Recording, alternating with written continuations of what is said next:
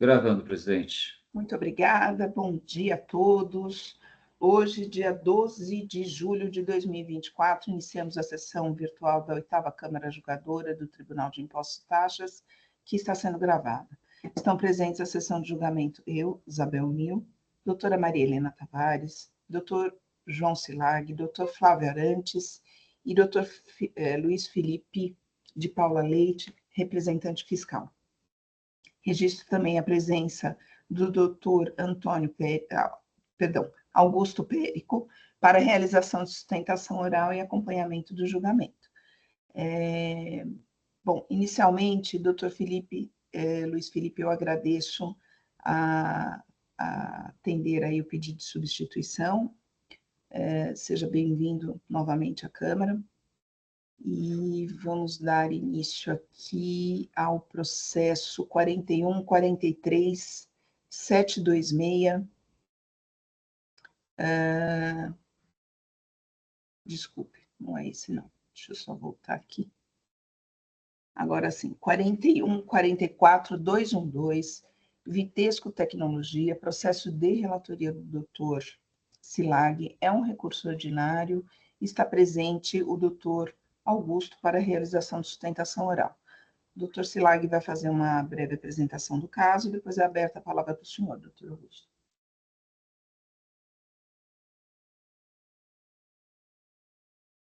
Bom dia a todos. Passando ao processo, a Vitesco, é um recurso ordinário, tem por objeto uma acusação que é de creditamento indevido do imposto, devido à escrituração com crédito em seus registros fiscais de entrada e aquisição, entrada de mercadorias, referente a notas fiscais emitidas com CEFOP 1604, sem ter apresentado nos arquivos da escrita fiscal digital o controle de crédito de ICMS do ativo permanente, o CIAP. A decisão de primeira instância julgou o auto de infração procedente, tendo o contribuinte interposto recurso ordinário. Acho que é o suficiente para o relatório. Muito obrigada, doutor Silag. Doutor Augusto, bom dia, com a palavra. Presidente, bom dia, cumprimento a todos, agradeço a oportunidade de falar perante esta Câmara. Conforme trazido no relatório, o caso em questão não é complexo, mas alguns pontos merecem ser frisados e vou ser bem objetivo para não tomar muito tempo nesta manhã. Bom, o auto de infração foi lavrado por suposto creditamento indevido de ICMS, mas, em primeiro lugar, é importante destacar que a fiscalização em nenhum momento contestou a existência, legitimidade ou regularidade dos créditos escriturados, muito embora tenha optado pela sua glosa total com imposição de multa grave de 100%, em razão meramente da ausência de apresentação do controle do CIAP. Bom, destaca-se que o auto de infração padece de nulidade porque considera que a aplicação do programa dos conformes seria facultativa, uma vez que, como já trazido pela recorrente, sua aplicação é um dever, é obrigatório. Em segundo ponto, que se traz é que o auto de infração não estabelece critérios mínimos para que possam substanciar o lançamento. Conforme narrado, a fiscalização exige tributo e multa sem especificar os juros que seriam devidos, ou seja, não há liquidez no valor lançado, que é um dos requisitos do artigo 142 do CTN. Por fim, há erro também, nulidade, na capitulação da multa, uma vez que a fiscalização em nenhum momento questiona a legitimidade ou validade dos créditos, mas tão somente a falta de escrituração de CIAP. E apenas pelo amor ao argumento que se defende que, ao menos, caso fosse essa situação, deveria ser aplicada a única penalidade por falta de cumprimento de obrigação acessória, e não a glosa total com aplicação de multa de 100%. Enfim, como narrado, né, no mérito do recurso, os créditos são legítimos, mesmo porque a fiscalização em nenhum momento contesta sua validade ou mesmo legitimidade. E é importante destacar que a falta de apresentação do controle, senhores julgadores, não desqualifica o crédito, nem os torna ilegítimos, e tampouco autoriza o lançamento como se fosse um valor de crédito, como se tratasse de imposto, conforme narrado, cobra-se o montante de crédito glosado como se fosse imposto e ainda aplica-se a multa de 100%, gerando até mesmo uma cobrança em penalidade, isso que deveria ter sido aplicado somente a multa, caso fosse o caso, por descumprimento de obrigação acessória.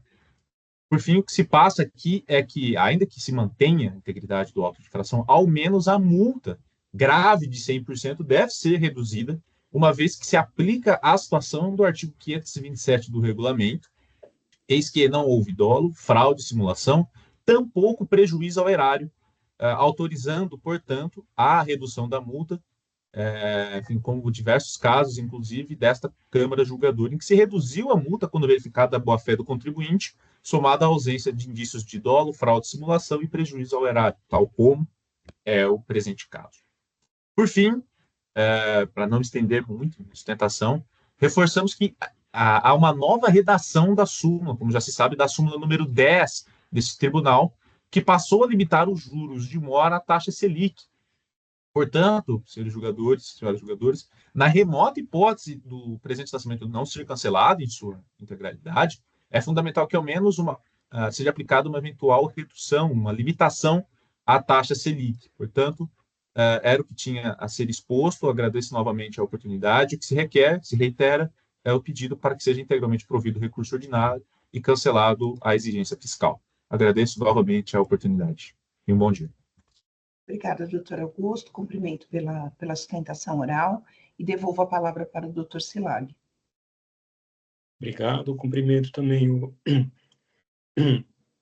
cumprimento o patrono pela sustentação oral e vou apresentar o meu voto.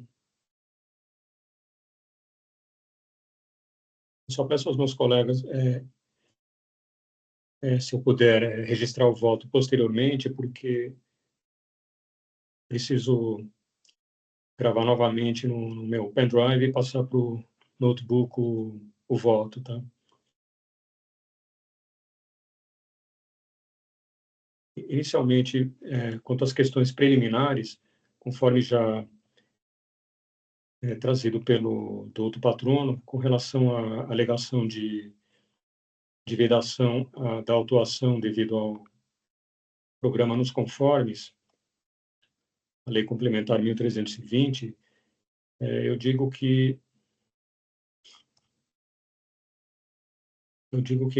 não se verifica essa nulidade, uma vez que o programa nos conformes ele tem por objeto a possibilidade de autorregularização do contribuinte, porém, uma vez verificada a infração pelo fisco, o fisco tem o poder dever de, se assim entender, de lavrar de constatar a infração, de lavrar o auto de infração e constituir o crédito tributário, não sendo vedado ao fisco tal procedimento.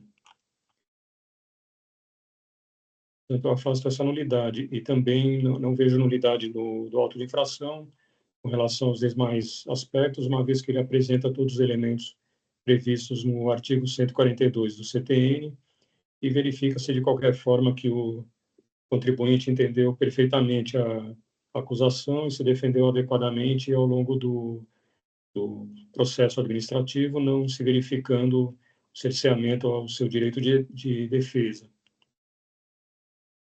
Quanto ao exame do mérito, a acusação cuida do creditamento indevido do ICMS relativamente à escrituração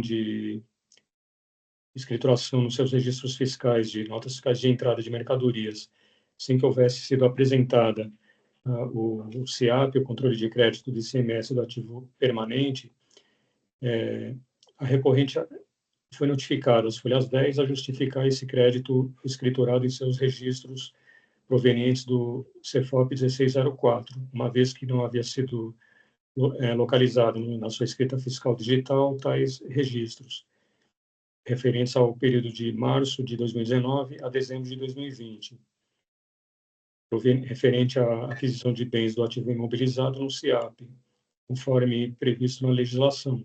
Em atendimento à notificação, o contribuinte declarou que a empresa havia passado por uma alteração de sistema para a entrega de suas obrigações acessórias em março de 2019, reconheceu não ser possível a parametrização no novo sistema para gerar as informações corretas para a geração do bloco G na escrita fiscal digital referente ao ICMS e IPI.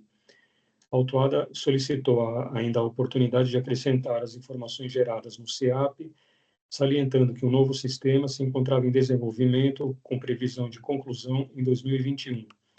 E acrescentou que havia elaborado manualmente uma forma de entregar os registros, indagando sobre a possibilidade de retificar os arquivos já entregues com a inclusão das informações nos registros pertinentes ao SEAP. Porém, destaca-se que o aproveitamento do crédito do ICMS é um direito, cujo exercício está condicionado à escrituração do respectivo documento fiscal e ao cumprimento dos demais requisitos previstos na legislação, conforme descrito no artigo 61, parágrafo 1º do regulamento do ICMS. A portaria CAT 25 de 2001 também disciplina a escrituração do documento SEAP e que se destina ao controle do crédito do imposto relativo à aquisição de bem destinado ao ativo permanente. Conforme já restou assentado, as folhas 121 da manifestação fiscal, sem a apresentação do SEAP, não é possível nem mesmo auditar o cálculo do valor do crédito apurado e escriturado pelo contribuinte. Portanto, a autuada não pode tomar os créditos ao seu bel prazer, ignorando a legislação de regência. E depreende-se ainda da portaria CAT 25 de 2001, que o contribuinte poderia escriturar o SEAP através do sistema eletrônico de processamento, devendo manter os registros em arquivo magnético. Porém, a recorrente deixou de observar o procedimento legalmente previsto em razões de problemas particulares que não são oponíveis ao fisco.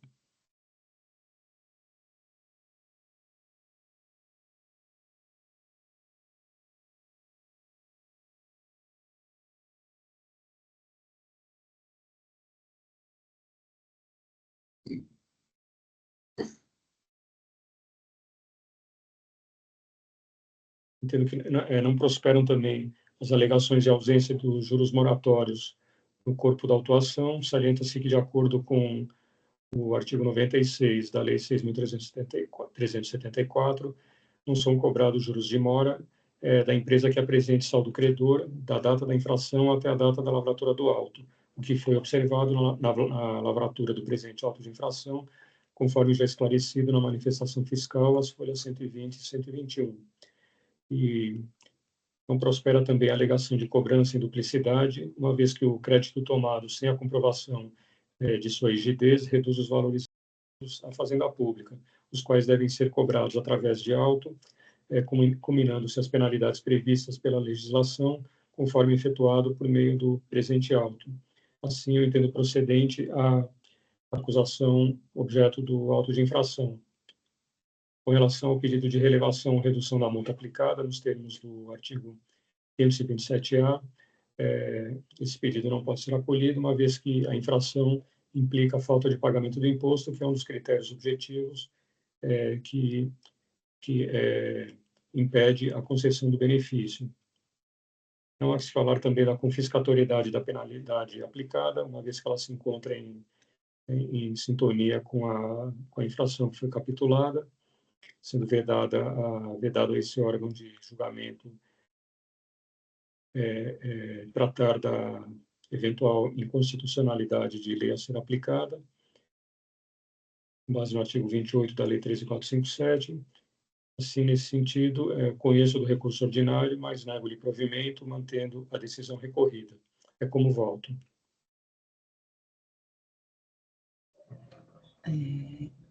Dr. Silag, parabenizo pelo voto e pela análise. Antes de passar para os demais, representação, tem alguma manifestação? Nada a acrescentar, não. Obrigada. Doutora Maria Helena e doutor Flávio. Eu andei olhando aqui no processo, eu acho que não tem muita coisa diferente do que o doutor João falou. Eu acho que eu vou acompanhar. Obrigada, doutora Maria Helena. Bom dia a todos. Eu parabenizo aí o doutor Augusto pela sustentação oral, mas diante da falta de demonstração aí do aspecto material desses créditos, né? As questões jurídicas colocadas acabam não tendo amparo nas provas, né? Porque não há demonstração nenhuma em relação à origem desses créditos. Então, nesse sentido aí, eu acompanho o doutor João Carlos no voto dele também. Obrigada, doutor Flávio. Eu também não tenho nenhuma observação a ser feita, acompanho o doutor Silag. Deixa eu só ver aqui, doutor Silag já... Ainda não registrei. Vamos aguardar o registro, então.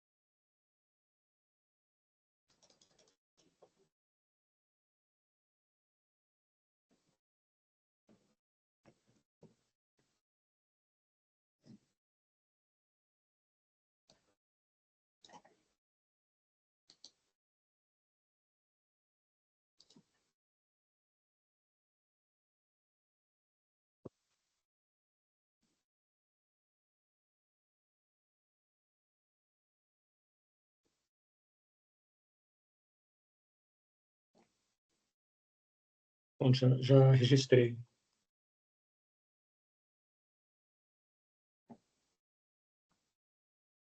Muito bem, então eu vou encerrar o debate. Quórum.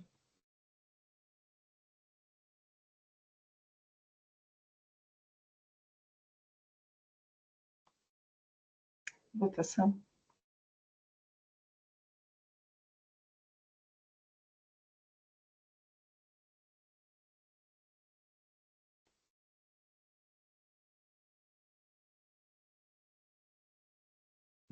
Bom, então, processo 41.44.212, o recurso ordinário foi conhecido e não provido. Esse é o resultado, doutor Augusto. Muito obrigado, senhor presidente. Agradeço novamente a oportunidade. Um bom dia.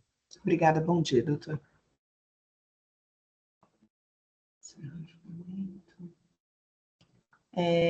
Oswaldo, alguma notícia? Até agora não, presidente. Eu acho que eles estão fazendo confusão com esse advogado que acabou de sair, porque ele que pediu hoje às 7h30 da manhã. Então pode ser. E Bom, aí, como tem a Dalva, a Selma e a Alexandra cuidando disso, cada uma está passando informação diferente. entendi. Então, nós vamos seguir aqui na sequência da pauta. Caso entre alguém, seja do processo, aí a gente vê. A lei falou para mim que não tem um pedido formal Tá. nas caixas do título administrativo. Tá bom. Bom, Então, vamos seguir aqui a sequência da pauta. O próximo é o 41.43.726, Usina Santo Antônio, processo de relatoria do Dr. Silag. É um recurso misto. E, doutor Silag, não temos inscritos, então. Se o doutor quiser fazer um resumo do caso.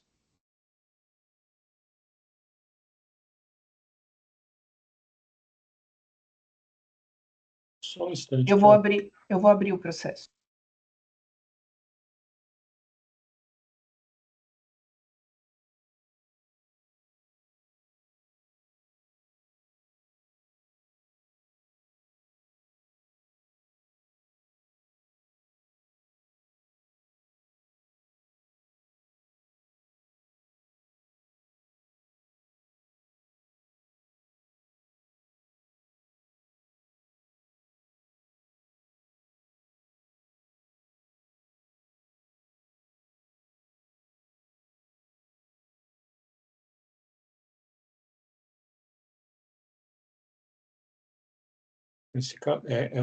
Trata-se de um recurso misto, tendo duas acusações.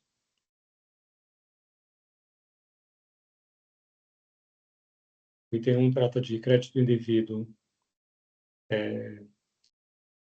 referente à aquisição de mercadorias para uso e consumo do estabelecimento. O item 2, crédito indevido devido à aquisição de ativo permanente não relacionado ao setor de industrialização do estabelecimento.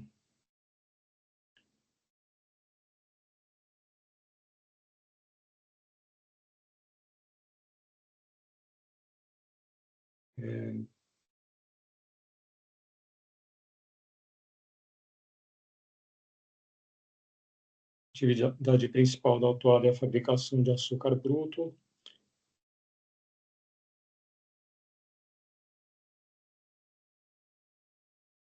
E eu digo que o contribuinte não comprovou que os materiais lubrificantes, graxas e outros estivessem diretamente vinculados à sua atividade principal, razão pela qual não sejam direito ao crédito.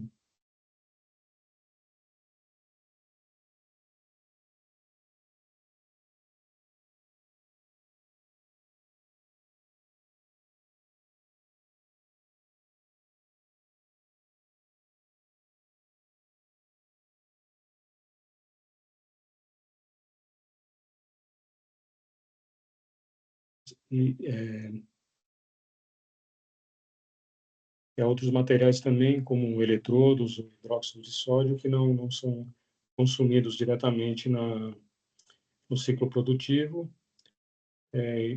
Enfim, nesse sentido, eu entendi procedente acusação referente ao item 1. Em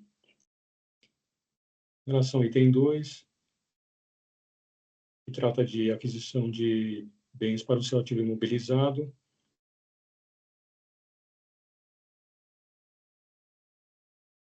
o contribuinte procura trazer, procura comprovar através de fotos e documentação que esses bens se destinariam diretamente ao seu processo de produção.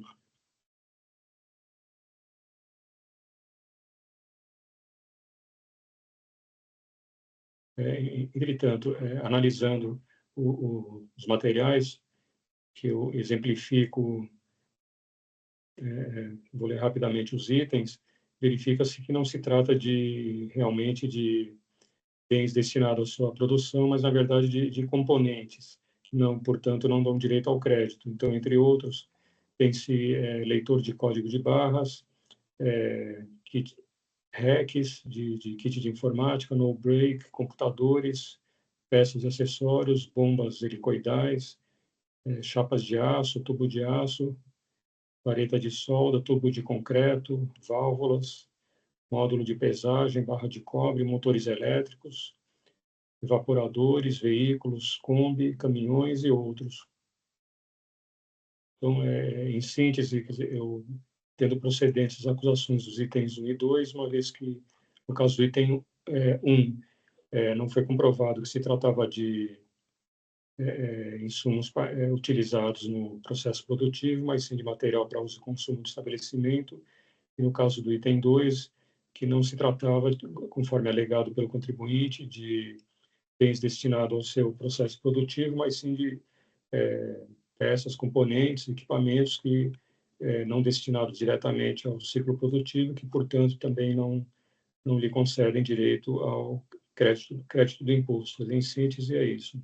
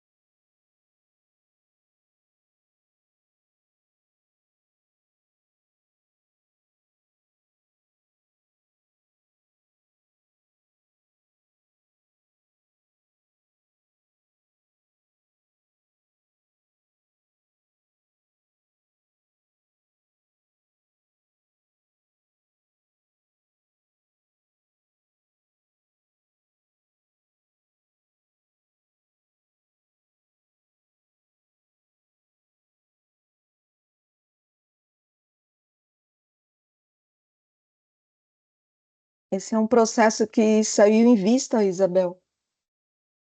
Tem o meu voto vista. Eu estou vendo aqui, acabei de ver, eu ia falar isso agora. Acabei de abrir aqui o registro. Pode seguir, doutora Maria Helena, se Pode? o doutor Silag já terminou, pode seguir na sequência. Bom, eu pedi vista dos autos.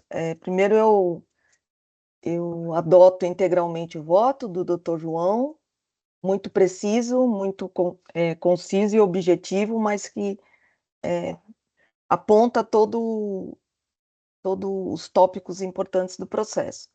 Eu pedi vista porque, no meu entendimento, eu tenho um entendimento diverso do relator em relação à infração do item 1, que é o crédito indevido na aquisição de materiais, né? Que, no caso, estão sendo considerados como material de uso em consumo. Então, em relação a esse item, tanto a decisão de primeira instância quanto o voto do relator, ele mantém a glosa com base nas seguintes premissas, né? As mercadorias não se incorporam ao produto, no caso o açúcar, e os referidos bens não são consumidos diretamente no processo de industrialização realizado para a produção da mercadoria, o açúcar, né? São bens imateriais que se desgastam completamente apenas ao longo de vários ciclos.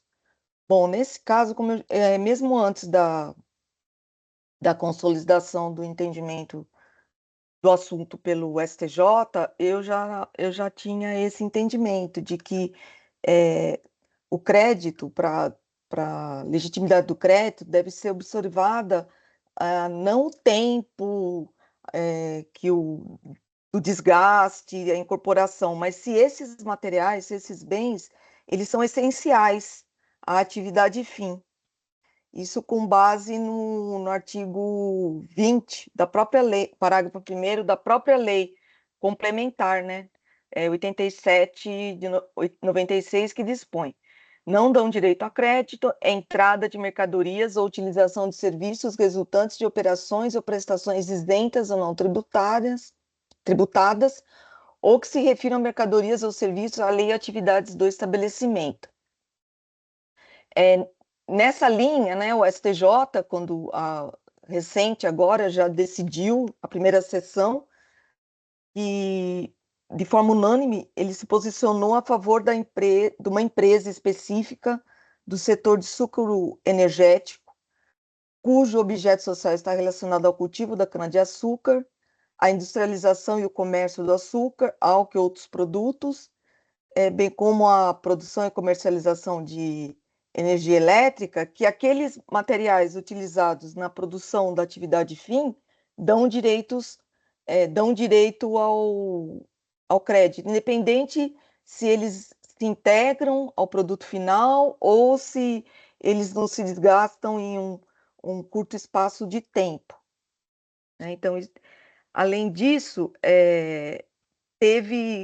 já tem um precedente do própria Câmara Superior aqui, que foi publicado em abril, que eu também faço referência aqui no voto, no mesmo sentido, né, que reconheceu, apesar de não ser o entendimento do tribunal pacificado, já é um precedente que está caminhando nesse sentido, né?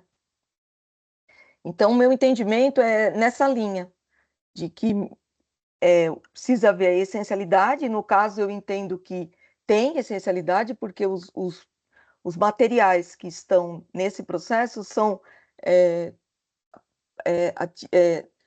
aliás, são praticamente os mesmos que foram apreciados no julgamento do recurso pelo STJ, né? Então, eu voto em relação ao item 1 pelo direito ao crédito. Então, eu entendo que o item 1 deve ser cancelado, né? O item 1 do auto de infração. Por conta disso, o recurso de ofício, que se referia a 2 materiais que a decisão de primeira instância reconheceu o direito ao crédito, ele não merece provimento. E em relação ao item 2, eu vou acompanhar o relator, porque realmente não se trata aí, no caso, de A glosa, no caso, é devida mesmo, eu acompanho integralmente o entendimento do relator.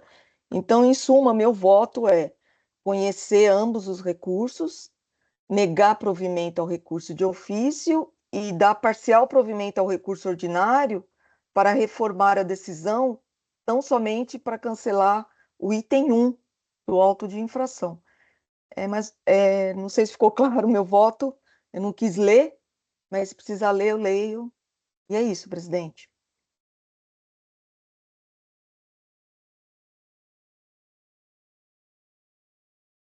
Bom, inicialmente eu parabenizo o doutor Silag e a doutora Maria Helena, são sempre votos muito consistentes. Eu estou lendo aqui o voto da Câmara Superior. O voto vencedor, se eu não estou enganada, foi o voto do Dr. Rubens. Sim, inclusive. Por sinal, por juiz sinal. fazendário. Sim. Mas enquanto eu termino aqui de ler esse precedente muito interessante, antes de passar a palavra ao doutor Flávio, eu gostaria, a representação quer fazer alguma manifestação? Oi, doutora. Bom, diante do voto de vista da doutora Maria Helena, manifestar a favor do voto do doutor João, né, uma vez que, nos termos do entendimento da casa, a gente não admite esse tipo de crédito que não se incorpora ao produto, a despeito aí dos precedentes judiciais. Muito obrigada. Bom, doutor Flávio, com a palavra.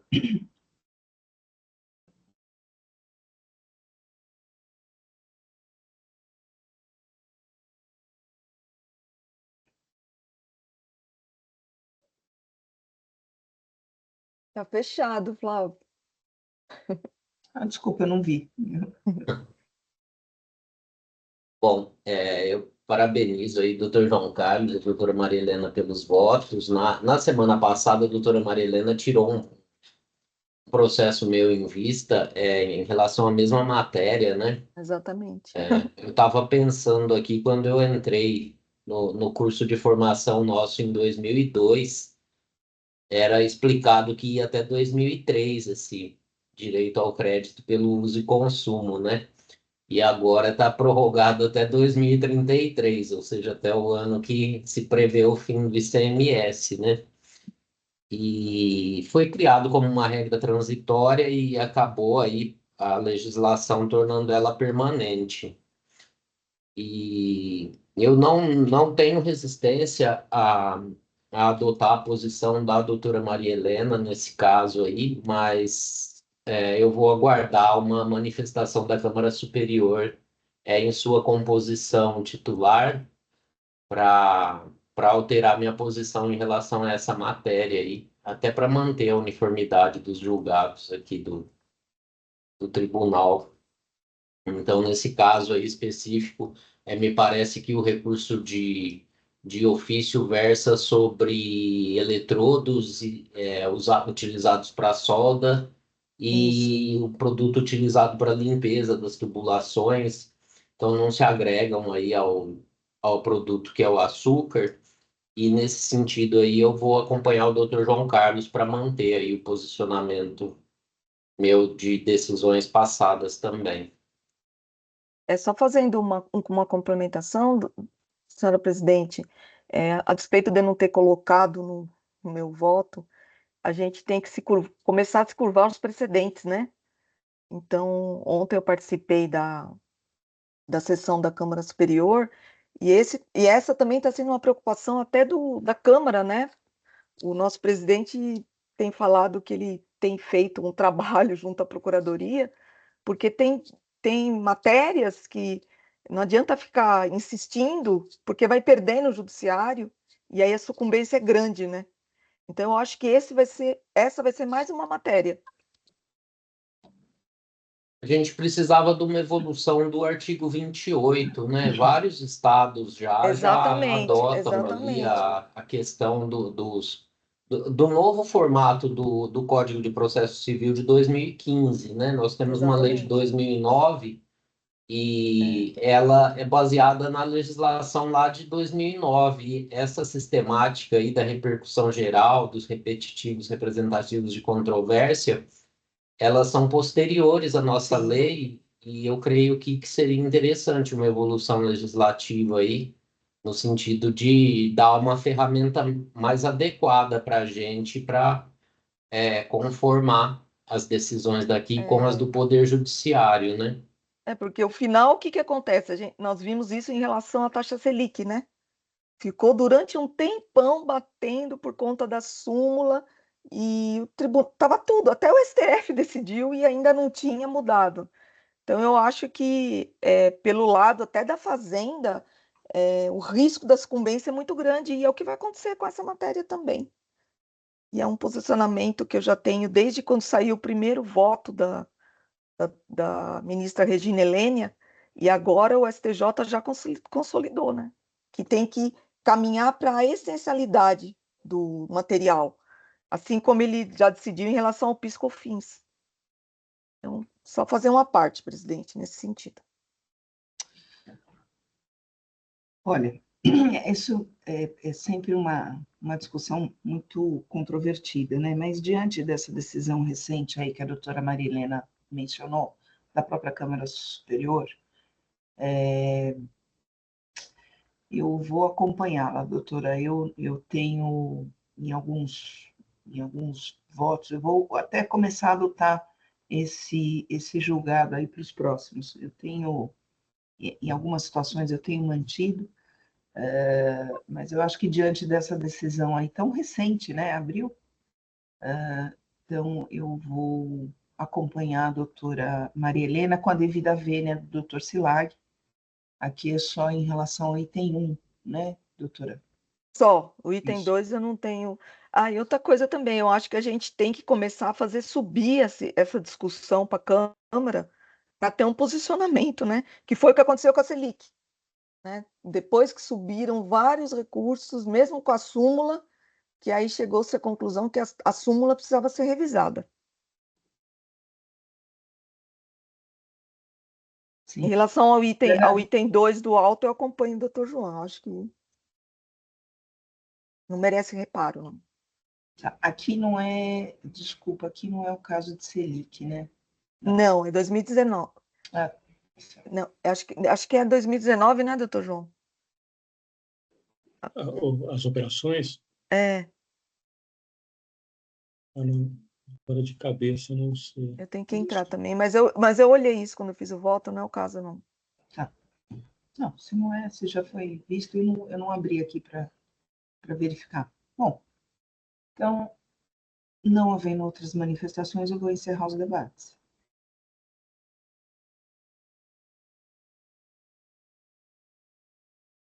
Quórum. Obrigada, Oswaldo.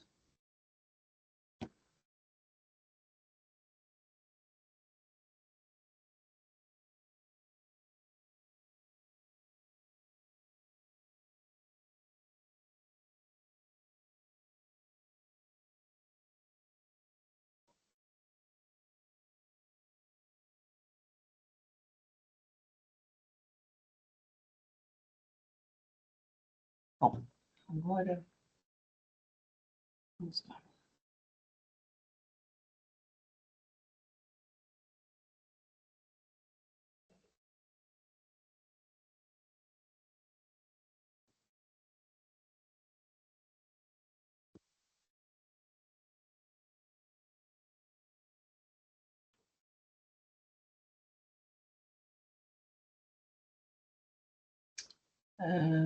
Deixa eu só tomar um cuidado aqui na hora de registrar. Então, excelência, ordinário conhecido e parcialmente provido, e o ofício conhecido e não provido.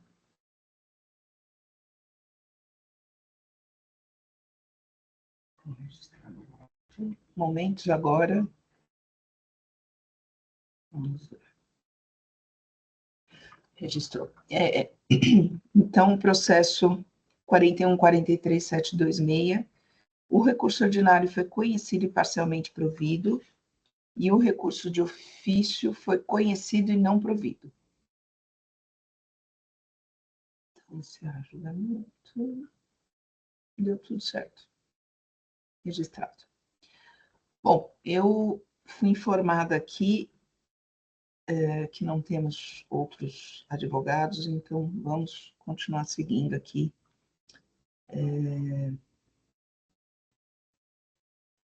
A sequência da pauta. Então, é o 41, 46, 421, EBEG Embalagens, processo de relatoria da doutora Maria Helena. Sim, é um recurso ordinário. Doutora Maria Helena, não temos inscritos. Se quiser Doutora, fazer uma breve... só vou colocar o voto rapidinho. Se quiser fazer uma breve apresentação do caso, porque depois então, esse caso o patrono está aí? Não, depois o contribuinte ele terá acesso ao voto, tá. à íntegra do voto na publicação. Tá, então esse processo é um processo de crédito indevido também, em relação deixa eu pegar aqui, tá só um minutinho. Registra primeiro, doutora. Deixa eu registrar para não fazer confusão.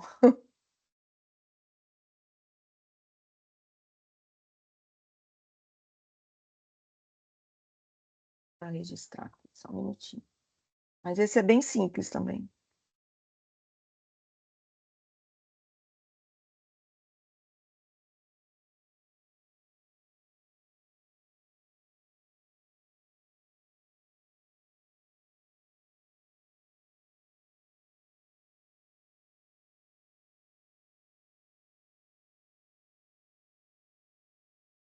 Já está registrado.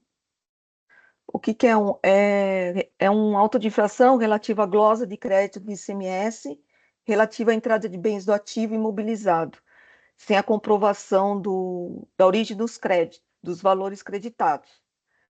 O período é 2019, então não tem Selic. A decisão de primeira instância manteve, a empresa apresentou o recurso ordinário a fundamentação do recurso ordinário, que é nulidade, porque não foi apresentado, não passou pela Comissão de Controle de Qualidade, a portaria CAT 115, não teve inobservância do artigo 142 do CTN, do artigo 34 da lei que rege o processo administrativo, que não foi dada a oportunidade de prévia autorregularização, conforme as regras dos conformes. Em relação ao mérito, sustenta que essa exigência do 1,48 afronta a não cumulatividade, né, a Constituição, porque a Constituição ela só veda o direito ao aproveitamento do crédito em relação aos casos de isenção e não incidência, e também se insurge contra a multa com argumentos de ilegalidade, desproporcionalidade e falta de razoabilidade. Em relação às preliminares, já tem manifestação da Câmara Superior em relação à portaria CAT 115, né, do controle de qualidade, que não é exigência, não é necessário, porque isso é um procedimento interno para a Secretaria da Fazenda. No caso do artigo 142 do CTN e o 34 da Lei 13.457, o auto de infração tem todos os requisitos, a empresa tem requisito, a matéria tributável, tá bonitinho. Tanto que a empresa conseguiu, né, se defender e apresentar recurso. Então, nulidade não tem nenhuma. Programa dos conformes, a mesma coisa. Apesar de existir a possibilidade, né, de autorregularização, a lei que regula os conformes, ela é bem precisa, né, que é uma faculdade da Fazenda. O fato de a empresa poder se autorregularizar não tira o direito da Fazenda de fiscalizar e até lavrar auto de infração. Então, em relação a esses três argumentos, não tem nenhuma nulidade. E no mérito, o que aconteceu? A empresa foi notificada no curso da fiscalização para comprovar os créditos, não se manifestou, não apresentou nada, não apresentou informação, documentação. A argumentação de ilegalidade, de inconstitucionalidade, a gente não pode se manifestar por conta do artigo 28. E também nem é o caso, porque a legislação ela é específica, tem que ser observada, né? Nós somos vinculados aqui. E não tem nenhum argumento em relação ao mérito. Então, eu entendo que está aprovado, a empresa não logrou provar nada, não trouxe nenhum esclarecimento, comprovação, então não foi atendido o requisito da escrituração do SEAP e, portanto, o crédito é indevido. Em relação à multa, a argumentação ilegalidade, inconstitucionalidade, falta de proporcionalidade, também a gente não tem como se manifestar em relação ao assunto, até porque a multa combinada está nos termos da legislação. Então, por conta disso, meu voto é pelo conhecimento do recurso e não provimento. É bem simples esse processo. Doutora Maria Helena, parabenizo pelo voto e pela análise. Desculpe, minha voz está falhando hoje. Antes de passar aos demais, representação. Doutora Marilena, parabéns pelo voto. Só ficou uma dúvida com relação... eu acho que apresentaram uma petição posteriormente, né? Ah, é? E, Então, nem vi. e tem uma renúncia do direito de litigar. Então, se de repente não seria o caso de encaminhar os autos à procuradoria, em vez de conhecer o recurso. Mas onde está? Foi antes do julgamento da... 293, a página. 307. Nossa, nem faz referência aqui, por isso que eu não vi, gente, desculpa. Sim, Qual? eu acho que é o caso, sim. Aonde que está isso? A partir da página 293. Há outros documentos. Ah, doutora, então se puder abrir... Claro. Nossa, eu perdi um tempo fazendo voto. O Peço desculpa, eu relatório. devia ter pedido pela ordem aqui, mas... Não, tô falando, não, doutor, não, mas por conta do processo mesmo, né? Da análise do processo, né? Deixa eu só um minutinho, doutora, deixa eu abrir aqui. É um caso bem parecido com o primeiro, né? Exatamente, eu ia falar exatamente, hoje é o dia do... O CIAP. Pronto. Deixa eu só entrar aqui, ele pagou ou não? Me parece que ele pretende aderir a algum programa da Procuradoria, pediu para inscrever em Tá, ativa. entendi. Então, eu só vou retificar aqui, presidente, o voto.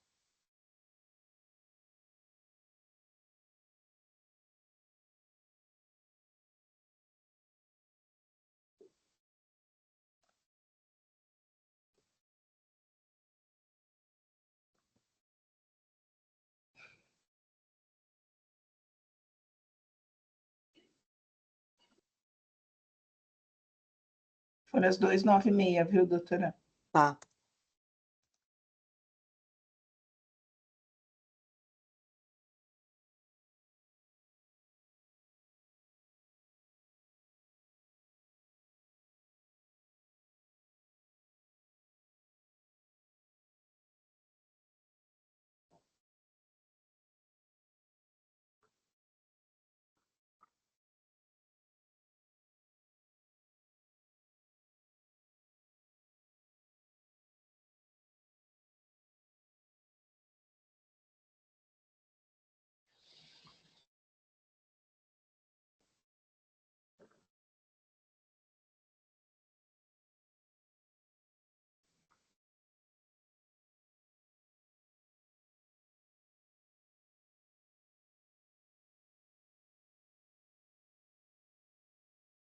Podia ter mais processos assim, né, gente?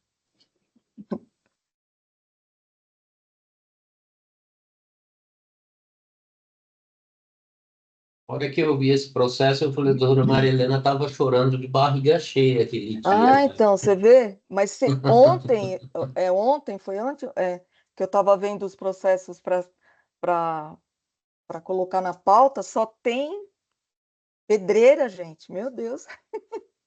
Para mim também. Nossa, meu Deus do céu.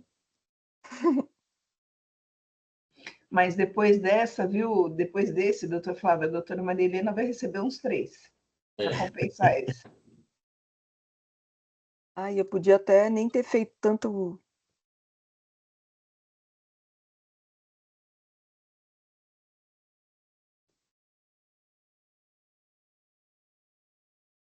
Quando é para ser relator, a gente começa do começo para o fim, né? Já Sim. quando é para analisar, para votar, só acaba começando de baixo para cima.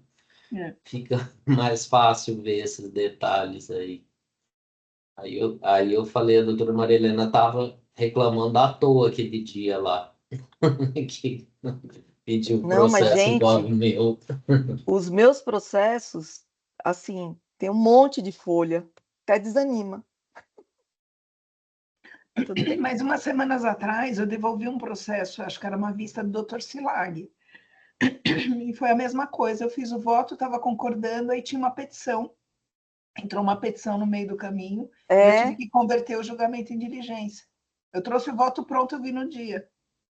Foi a mesma coisa também, tive que converter o julgamento em diligência. Então, aqui eu só vou não conhecer. Tem que mandar para a procuradoria? Não, né? Eu Penso que sim, nos termos Eu lá acho. do artigo qualquer 30, não sei. Mas é que tem a renúncia, né? Mas A no caso é renúncia não renúncia, vai- não é pagamento, né? Não, você manda até para eles tipo, encaminhando os autos à procuradoria, mas acho que a própria Fazenda dá encaminhamento disso, porque o processo ele vai ser encerrado, escreve em dívida ativa e vai para lá. Que até o conteúdo da petição é esse, pedindo para escrever em dívida ativa para poder entrar nesse acordo paulista, acho que chama. Pelo que consta aí, já foi cumprido, né? Tem até a CDA aí. Também acho que é o caso de não conhecer só. Creio que é só só não não conhecer, né? Perder o objeto. Exatamente. Não, é porque mandar coisa para a procuradoria que não precisa ir, né, coitados? Não, mas eu acho que essa parte da procuradoria já foi superada. Tá aqui a informação que foi inscrito na dívida ativa, já foi inscrito. Tá. Então, só um minutinho, doutor. Eu só vou retificar o voto aqui.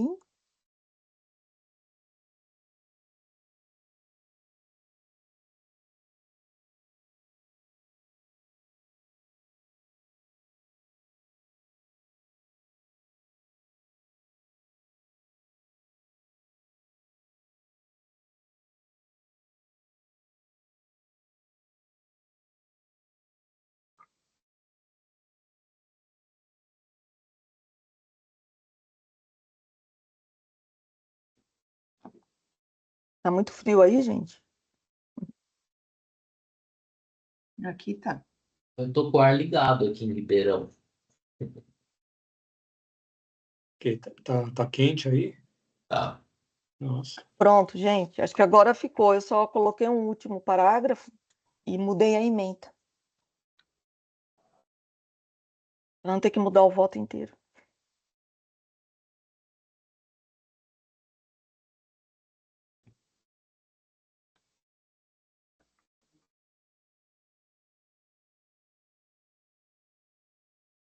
Sim, perfeito.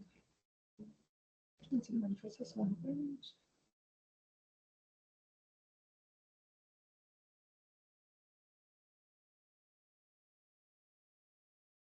Até ontem, no julgamento da Câmara Superior, tinha um advogado que também tinha renunciado e o voto era pelo não conhecimento e ele estava discutindo que tinha que... por que tinha que mandar, por que não tinha não conhecer, tinha que mandar arquivar de vez. Não, tem que não conhecer, né? Porque está o processo ali, né? Tem que fazer alguma coisa. Né? É que o advogado sempre pensa na extinção, né? Não seria no judicial. Mas Aí ele ficou inconformado. Bom, Posso encerrar debates? Deixa eu ver aqui. Debate. Quórum.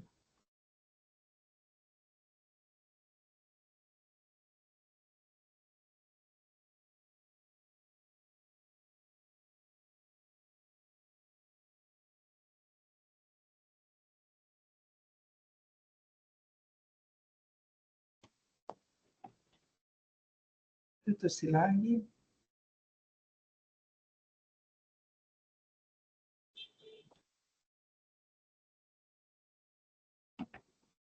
Votação.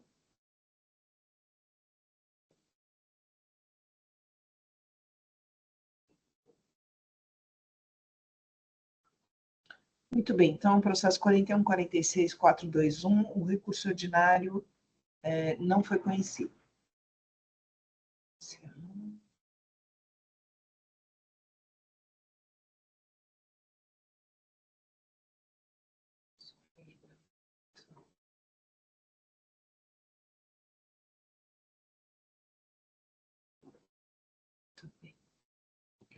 Bom, o próximo agora é o 41.51.204, NOB Original do Brasil, processo de relatoria do Dr. Flávio, é um recurso ordinário e não temos inscritos, Dr.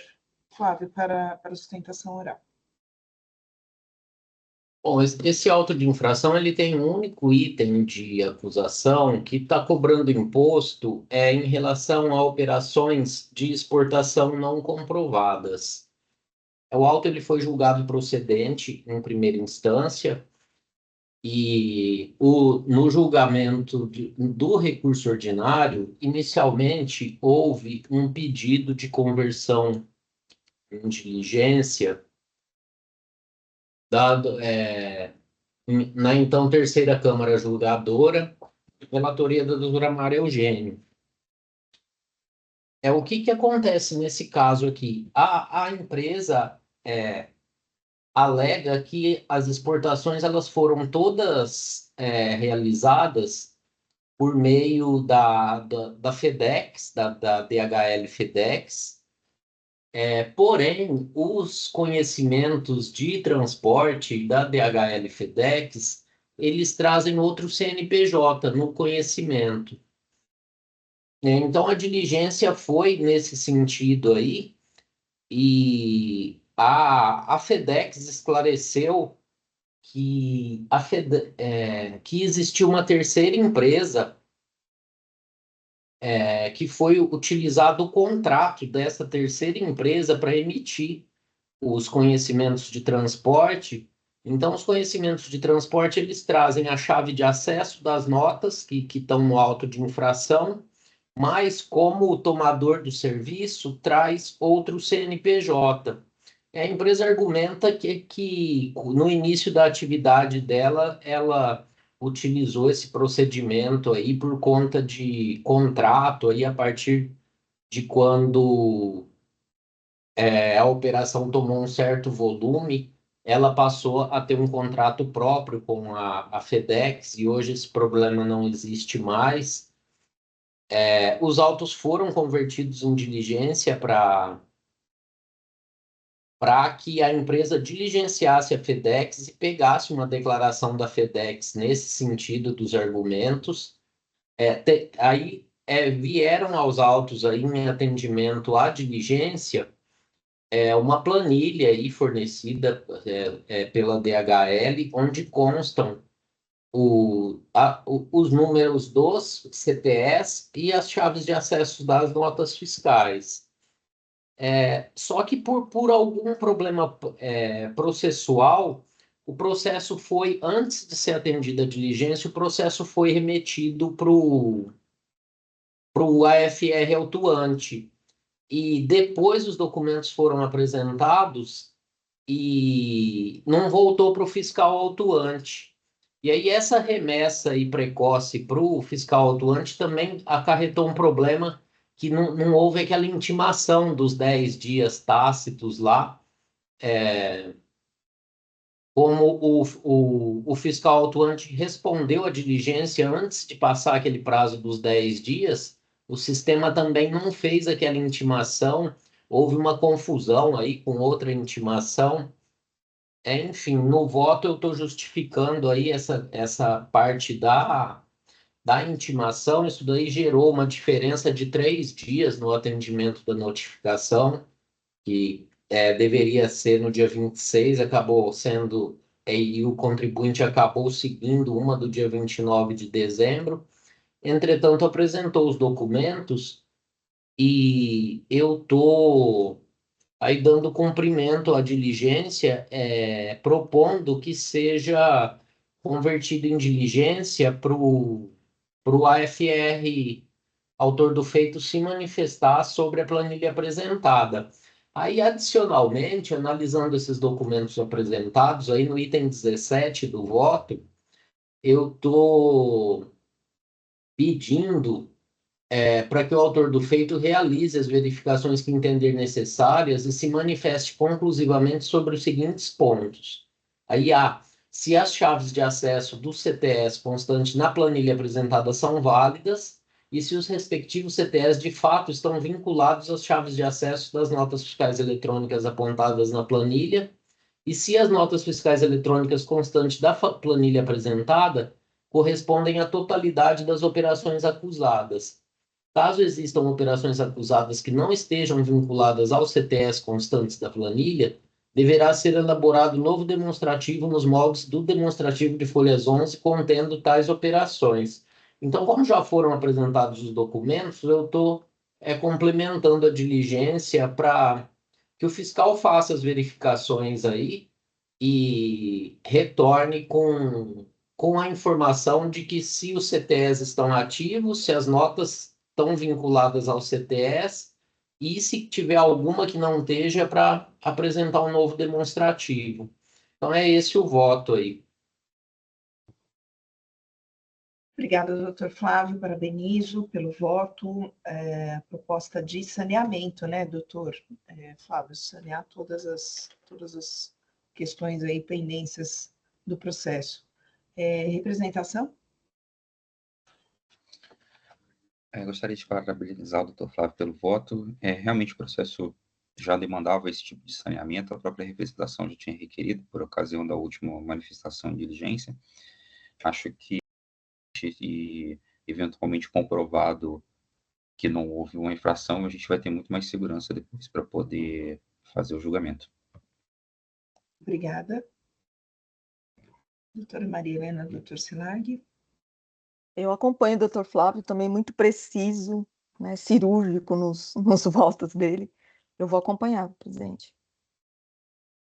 Também parabenizo o doutor Flávio e realmente é salutar essa medida saneadora, eu vou acompanhá-lo.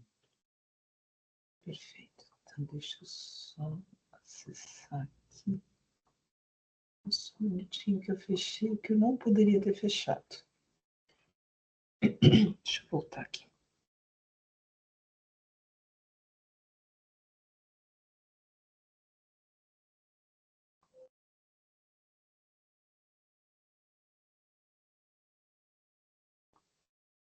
Nossa.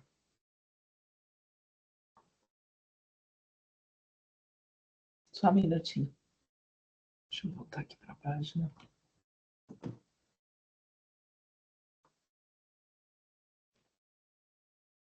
Agora sim. Então, eu vou encerrar o debate. Quórum.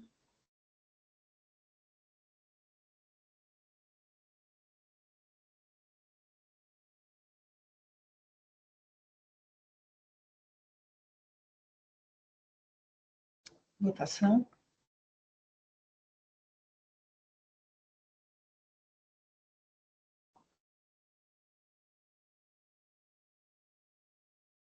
Muito bem, então, processo 41.51.204, julgamento foi convertido em diligência.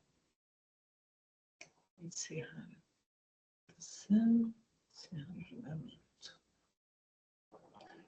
Muito bem, vamos para o próximo. Agora é o último da pauta, 41.51.711, Fortinox Tecnologia, processo de relatoria do Dr. Silag, é um recurso misto. Só antes de passar a palavra para o Dr. Silag, onde estão?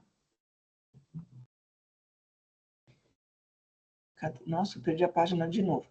Em sendo um recurso misto, a representação quer fazer uma manifestação antes, eu posso passar direto para o Dr. Silag. Não, pode passar direto. Dr. Silag.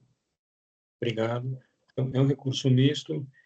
O auto de infração compreende 9 acusações, porém as acusações dos itens 3 a 9 já foram quitadas.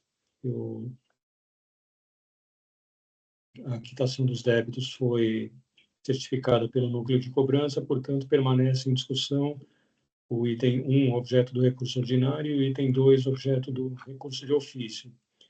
Inicialmente, eu não verifico a nulidade alegada com relação ao auto de infração, que apresenta todos os elementos do artigo 142 do CTN, e a autuada demonstra ter compreendido perfeitamente as acusações e se defendeu adequadamente ao longo do processo. Também não vejo a alegada nulidade da decisão de primeira instância, uma vez que essa demonstrou ter apreciado todas as provas e as razões deduzidas e fundamentou adequadamente. Com relação ao recurso ordinário, que tem por objeto o item 1, a acusação trata da falta de pagamento do imposto devido à não aplicação do diferencial de alíquota interestadual, da alíquota interestadual para a alíquota interna, de FAO, na aquisição de material de uso e consumo próprio no próprio estabelecimento e ativo imobilizado, ambos de outra unidade da federação, não tendo sido comprovado o recolhimento. Eu observo que o recurso ordinário traz as mesmas alegações já trazidas quando da defesa e que foram devidamente apreciadas e rechaçadas no julgamento anterior. E com relação ao item 1, a recorrente alega que, com a edição da emenda constitucional número 87 de 2015, teria ocorrido a alteração do artigo 55, parágrafo 2º, incisos 7 e 8 da Constituição, de modo a prever a cobrança do ICMS de FAO sobre as operações e prestações interestaduais, independentemente de serem destinadas ao consumidor final contribuinte ou não contribuinte. E assim, o contribuinte defende que o STF teria afirmado entendimento no sentido de declarar a inconstitucionalidade da cobrança do ICMS de FAO nas operações interestaduais envolvendo o consumidor final não contribuinte, tendo em vista a ausência de lei complementar regulamentando tal hipótese, conforme o tema 1093, com repercussão geral. E alega ainda que até a edição da lei complementar número 190 de 2022, não existiria qualquer menção ao diferencial de alíquota do ICMS devido pelo destinatário contribuinte na condição de consumidor final em operações interestaduais. Assim, a autuada conclui que a cobrança de DIFAL seria inconstitucional, considerando a inexistência de lei complementar a disciplinar a matéria.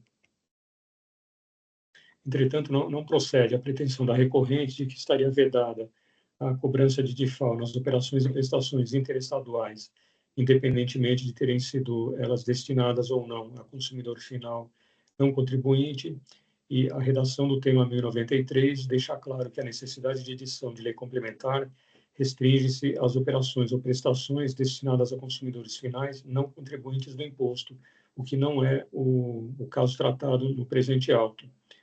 E, além disso, salienta-se que a cobrança de DIFAL encontra fundamento no artigo 117 do regulamento, que é norma válida e vigente no ordenamento jurídico paulista.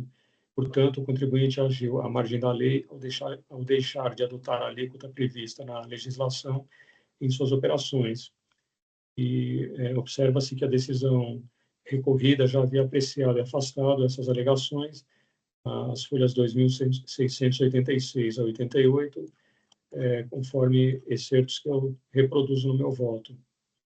Nesse sentido, eu entendo procedente o item 1 do auto de infração, objeto do recurso ordinário. E também, não há que se discutir a confiscatoriedade da penalidade aplicada, verificando-se que a multa está de acordo com a infração capitulada, e com relação ao pedido de relevação das penalidades, com relação ao, uma vez que estamos no recurso ordinário, com relação ao item 1, não há como ser acolhido esse pedido, uma vez que a infração trata de falta de pagamento do imposto. Portanto, deixo de conhecer do recurso ordinário. Com relação ao recurso de ofício, o item 2 refere-se à falta de pagamento do imposto por escrituração de documentos fiscais referentes a operações tributadas com erro na determinação da base de cálculo. Aqui se trata de operações de remessa de mercadorias em que o retorno ocorreu após o prazo legal de 60 dias. Portanto, é devido o recolhimento do imposto nesses casos. Então, observa-se que a autora aplicou a suspensão da incidência do ICMS destacada em nota fiscal de sua emissão, mediante o não lançamento do imposto no livro fiscal próprio, resultando na falta de pagamento do imposto destacado, uma vez que as mercadorias constantes da remessa não retornaram dentro do prazo de 60 dias.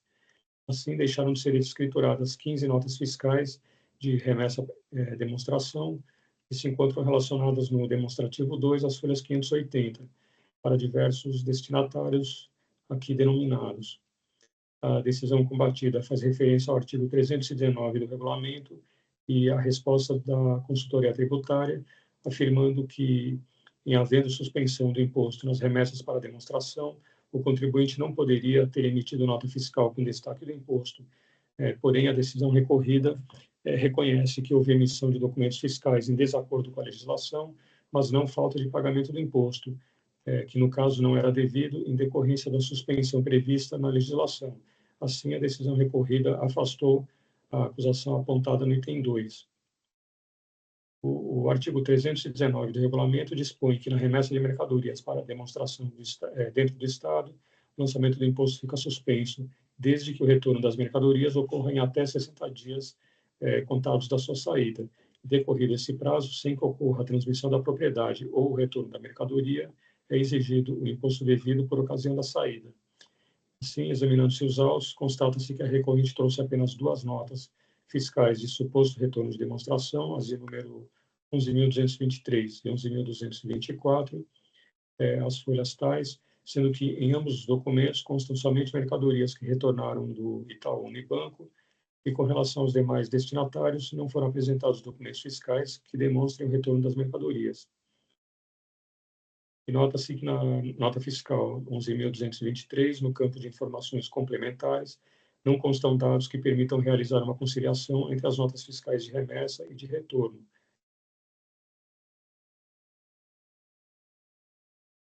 Tanto que a nota fiscal número 11.224 faz referência à nota fiscal número 11.039. Porém, conforme o cotejamento efetuado pela representação fiscal, as folhas tais, todas as remessas tiveram retorno em prazo superior a 60 dias. A infração refere-se a... Enfim, já discorri sobre o objeto da infração, portanto, entendo correta a identificação da infração, assim como a sua capitulação. Nesse sentido, conheço e concedo provimento ao recurso de ofício para restabelecer as exigências fiscais do item 2. Então, diante do exposto, conheço do recurso ordinário, negando-lhe provimento, e conheço do recurso de ofício, concedendo-lhe provimento para restabelecer o item 2, portanto, mantendo integralmente as 2 acusações, na verdade, mantendo todas as acusações do auto de infração. Esse é o meu voto.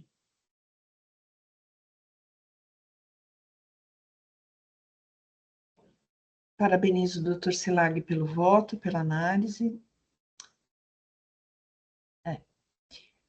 Representação? Gostaria de parabenizar o doutor Silag pelo voto. Abordou muito bem a questão, né, com relação aí à falta de pagamento do DIFAL. O contribuinte acabou misturando a situação de não contribuinte julgada pelo STF com relação a uma situação muito consolidada que é de contribuinte. Então, sem cabimento nenhum a falta de pagamento, né? E com relação ao item 2, também as remessas para demonstração, praticamente todas não foram nem apresentadas as notas na volta, e as poucas que foram, no caso aí as 2 notas, muito após o prazo. Novamente, parabenizo pelo voto e manifesto por acompanhar esse voto do Dr. Slag. Obrigada. A representação, doutora Maria Helena, doutor Flávio. Não tem muito o que falar, não. Parabenizo o doutor João pelo voto. Eu vou acompanhar, porque não merece reparo. Obrigada, doutora Maria Helena, doutor Flávio. Doutora Isabel, parabenizo aí, doutor João Carlos, pelo voto. Em relação ao item 1, eu acompanho o voto aí do doutor João Carlos, além da tese que o doutor Felipe citou, tem uma questão eu acho que é chamada de base dupla, né? Alguma tese relacionada aí, que também, a partir de um certo período, se possibilitou, se passou a ser cobrado feito o cálculo com o ICMS integrando a base de cálculo nessa situação aí de entradas, mas me parece que não é o caso aí dos autos, essa discussão não consta dos autos. Em relação ao item 2, eu pedi vista dos autos, doutora Isabel, porque eu tenho algumas dúvidas aí em relação à natureza da acusação feita, que me parece que o imposto está destacado nas notas e não foi escriturado nos livros. E essa questão aí da remessa de demonstração, da remessa para demonstração, que é o fundamento aí do recurso de ofício, me parece que é uma questão estranha ao relato de acusação do auto. Então, eu gostaria de dar uma olhada com mais calma aí em relação ao item 2. Claro, claro.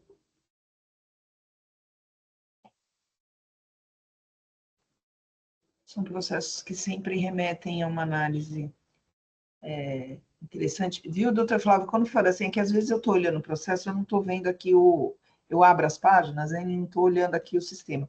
Quando for assim, podem, por favor, me chamar a atenção aqui, que às vezes eu não vejo o pedido. Bom, doutor Flávio, na mesma linha da doutora Maria Helena, minha tendência era acompanhar sem qualquer sem qualquer acréscimo aqui às conclusões do Dr. Flávio, do Dr. Slag, mas vamos aguardar, então, o retorno para uma melhor análise, então, tá bem? Então, concedido.